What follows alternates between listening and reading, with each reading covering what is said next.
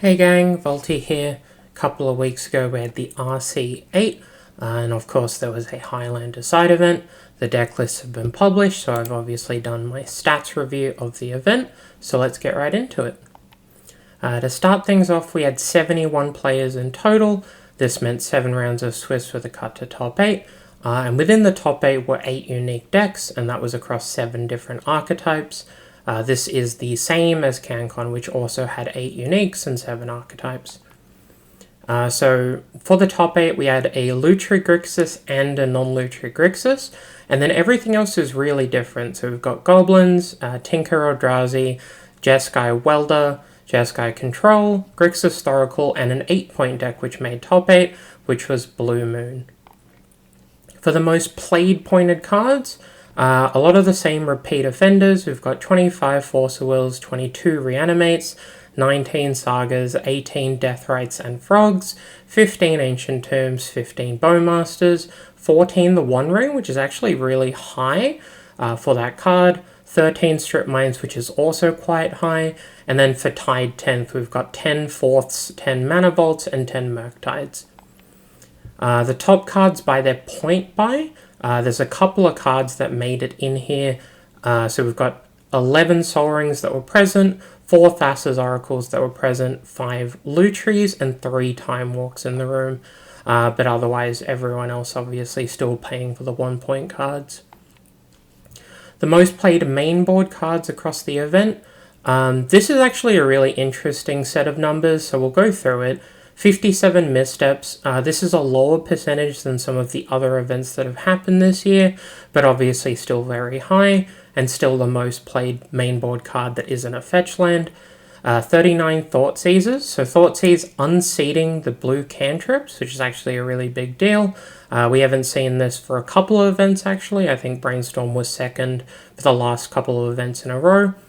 We've got 36 Brainstorms and 36 Ponders, 34 Probes, and 34 Swords to Plowshares. The most played removal spell was Swords, which is a really nice change of pace because Bolt and Fatal Push, which are notably absent from this slide, were definitely fighting for the most played mainboard removal spell, and it looks like people are diverting to white.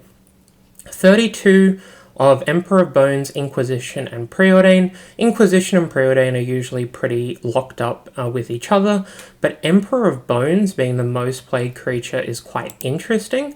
The next one down was Tamiyo at I believe 27 or 28. So having Emperor of Bones be the most played creature when last time it was Tamiyo and the previous instance was Fable before it got pointed really says something about the card. And then the most interesting thing to me is 31 Lorien Revealed. This card does not see as much play as the blue cantrips, despite showing up in the same decks. It looks like the vast majority of people that are playing cantrips are going to be playing Lorien Revealed now, where before you would usually be a deck that actively wanted to play a Lorien Revealed and then played cantrips as well. Now we have fewer decks that are playing, a single Brainstorm and a single Ponder, and are otherwise pretty light on blue.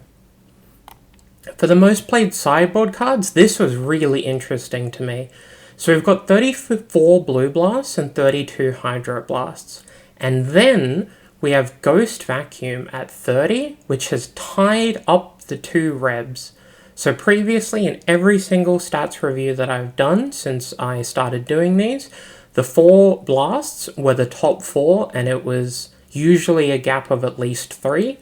Ghost Vacuum is now seeing as much play as Red Elemental Blast, and that is a huge win. The blast being so ubiquitous and being such a default sideboard card, it's possible that Ghost Vacuum is also becoming a default sideboard card, just because the card is very potent, while also being very playable in decks that already have a use for their graveyard. But the fact that the red blasts are behind the blue blasts is also really important.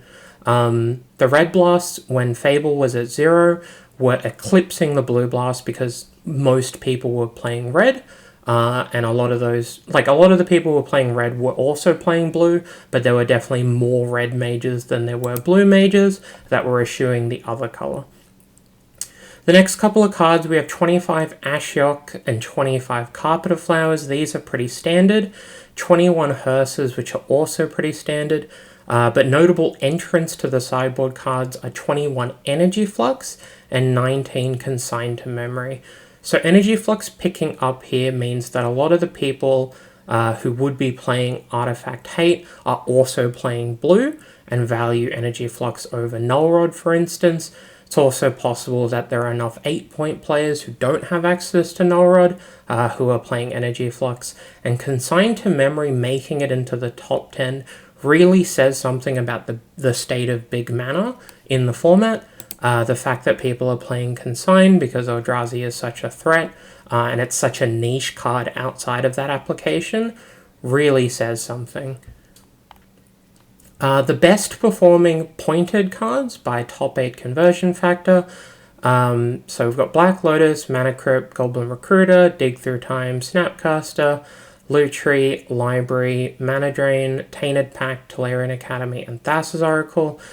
These numbers are a little, well, rather this presentation of the performance is not something I like to lean on. I would prefer the winning decks conversion factor.